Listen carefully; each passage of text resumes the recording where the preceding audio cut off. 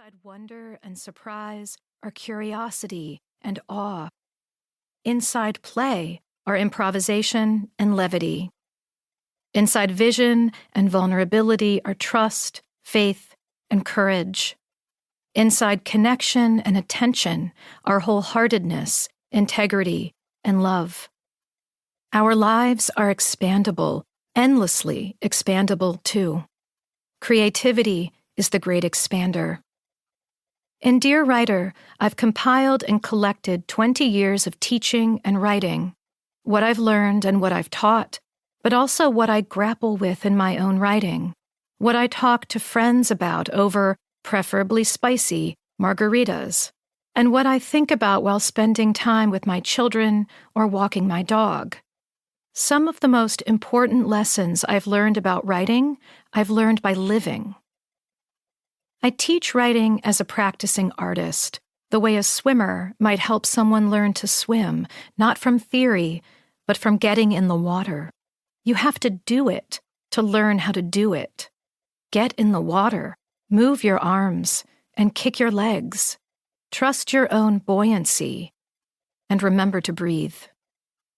In this book, you'll see that I use my own work as examples to show you my process, how I move my arms and kick my legs, with a full understanding that what works for me might not always work for you. I lean heavily on poetry because that's what I've studied and taught for most of my life, but also because I believe our thoughts are rooted in poetry, fragments, images, and patterns that grow into something larger. The tools I share are portable. You can carry any of them into fiction, nonfiction, playwriting and screenwriting, even journalism.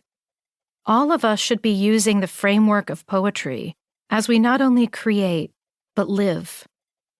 I'll also point you towards some beloved poems, essays, stories, and books that have inspired aspects of my craft, so you can dig into other texts too. When I was young, the older kids in our neighborhood sometimes planned scavenger hunts.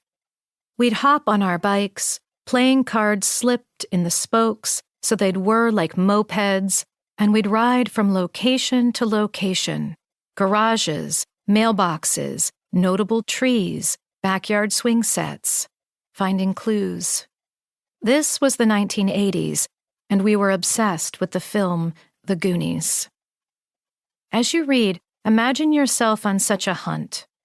Maybe you'll find some texts that mean something to you, or that crack something open for your own creative process. I hope so. But we each have to build our own personal syllabus, as my friend Megan Steelstra says. As you read this book, I want you to collect texts and tools that work for you.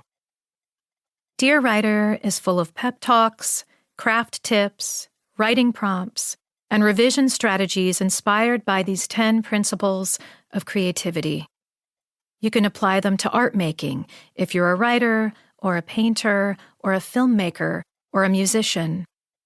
But I found that anything that applies to writing also applies to life.